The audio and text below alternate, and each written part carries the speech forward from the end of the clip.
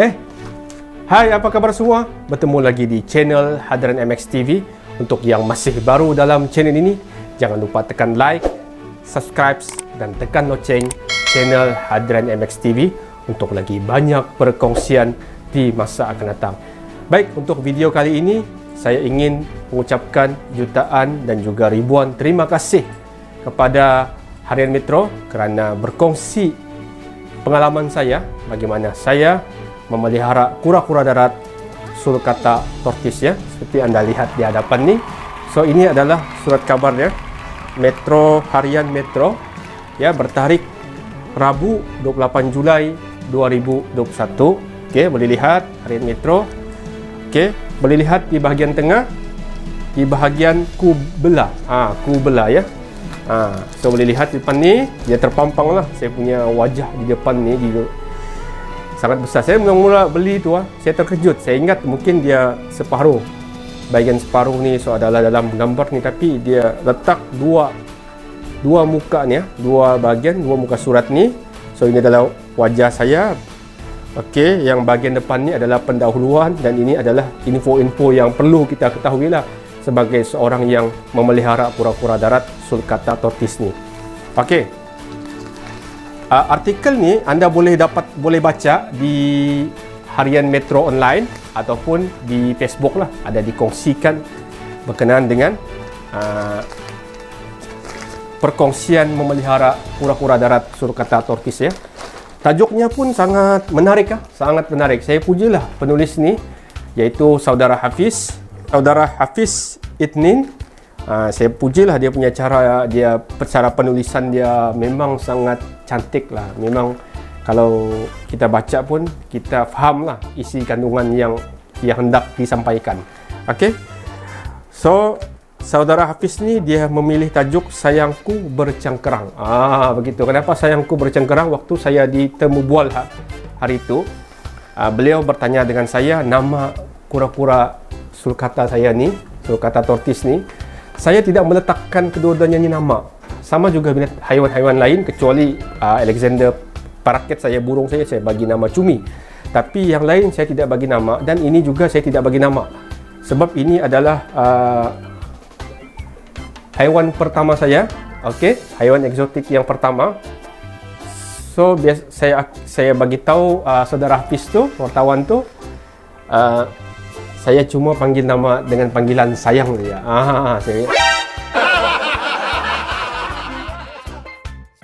Sayang makan. So dia memang sekarang ni sudah sangat jinak lah. Okey, ini adalah dia punya teman dia sebelah ni kan. Okey, so boleh tengok lah, cantik kan dia punya, boleh lihat.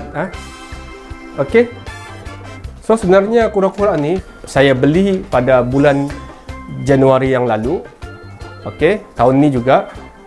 Asalnya kura-kura ni dia ada satu crack di bahagian cengkerang tu. Ada lubang sedikit lah cengkerang tu. Jadi harga dia jatuh murah lah musim tu.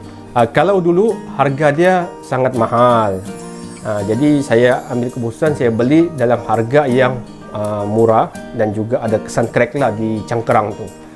Waktu tu saya rasa kesian, so saya belilah kura-kura ni. Walaupun rasa hati itu macam susah peliharaan ya, dengan cengkerang yang ada kesan tu, dengan kesan di cengkerang tu dan sebagainya. Saya rasa susah atau tidak begitu. Jadi benda tu menjadi satu persoalan. Tapi alhamdulillah setelah saya beli, okey, dia punya cengkerang tu, boleh nampak lubang tu, lihatlah, dia sudah berkurang. Dia sudah menutupi, dia jadi lubang kecil. Dulu waktu saya beli itu besar lubang dia. Okey. So itulah, bila dalam keadaan kura-kura saya sudah sihat, so saya berkongsilah dalam video-video YouTube saya lah. Okey, yang untuk yang bahagian pertama tu, dia menceritakan berkenaan dengan apa yang perlu kita faham tentang kura-kura darat sulcata tortoise ni. Suhu dia berapa, humidity, kelembapan dia berapa dan sebagainya. Itu anda boleh baca dalam artikel ni. Saya telah kongsi. Okey, sebagai contoh, suhu dia adalah dalam 32 hingga 37 darjah Celsius, manakala kelembapan ataupun humidity adalah dalam 40 hingga 55%. Okey. So ini yang perlu kita ketahui. Ramai orang bila dia memelihara kura-kura darat, sulcata tortoise ni, dia terus pelihara. Maksudnya dia tidak baca info, dia tidak baca artikel, dia tidak tengok info-info di YouTube, dia terus beli dan dia terus buat kandang seperti mana dia orang memelihara kura-kura yang air. So ini berbeza. Sebab itu pentingnya kalau kita memelihara kura-kura darat sulcata tortoise ni, kita perlu kaji dulu dan fahami dulu habitat yang sebenar, habitat setiap kura-kura tu. Berapa suhu, berapa kelembapan, berapa saiz kandang, lampu apa yang perlu kita guna. Benda tu sebenarnya sangat penting. Bila kita terus beli tanpa kita mengkaji walau sedikit pun info berkenaan ini, maka akan berlakulah risiko yang sangat besar. Contohnya kura-kura tu akan hilang metabolisme, kuku-kuku dia tu akan tertanggal. Mungkin mulut dia punya mulut tu boleh tercabut, ataupun hilang selera makan, ataupun cengkerang dia tu jadi terlalu lembut. Lepas tu boleh mengakibatkan kematian. Jadi pentingnya kita kena ambil masa untuk mencari bahan bacaan. Ya betul, orang cakap malu bertanya sesat jalan, tetapi adalah lebih baik kita bertanya dalam masa sama kita juga mengkaji habitat dia. Kita buat banyak pembacaan di sosial media. Ada ramai orang yang berkongsi bagaimana cara memelihara kura-kura darat ini. Okey, untuk bagian belakang pula ialah berkenaan dengan lampu. Ini sangkar ni lah. Okey, saya berkongsi tentang humidity, kelembapan. Kebanyakan perkongsian dalam akhbar ini adalah perkongsian yang paling utama. Soal hiasan tu, hiasan dalam kandang kah, you nak letak bertingkat, 2 tingkat, 3 tingkat, 5 tingkat tu, itu benda tu tidak penting, tidak perlu sebenarnya. Yang paling kita perlu ialah ini dalam ni. Apa yang saya senaraikan, itu saja yang paling penting. Lampu UVA, UVB, bedding cocoa husk, ya. Okey.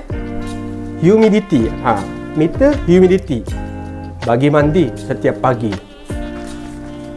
Itu saja yang penting. Yang lain tidak penting. Soal kandang pula, ini kandang ni saya bina adalah mengikut sistem, ya. Sistem apa yang diperlukan oleh kura-kura darat sulcata tortoise. Okey, sistem yang saya ingin tunjukkan ialah bila kita lihat sini, kita ambil ni pengukur. Ini pengukur baju, pengukur baju. Bila kita lihat dia punya ukuran tepat dalam 10 inci. 10 inci. Okey. Dan juga keluasan bagi kandang ni. Okey, saya akan ambil ini, pengukur ni. Panjang dia ialah dalam 3 kaki. 3 kaki, manakala ruang gua ni adalah 1 kaki. Maksudnya di sini adalah 2 kaki. Dan ini juga bukan kaca.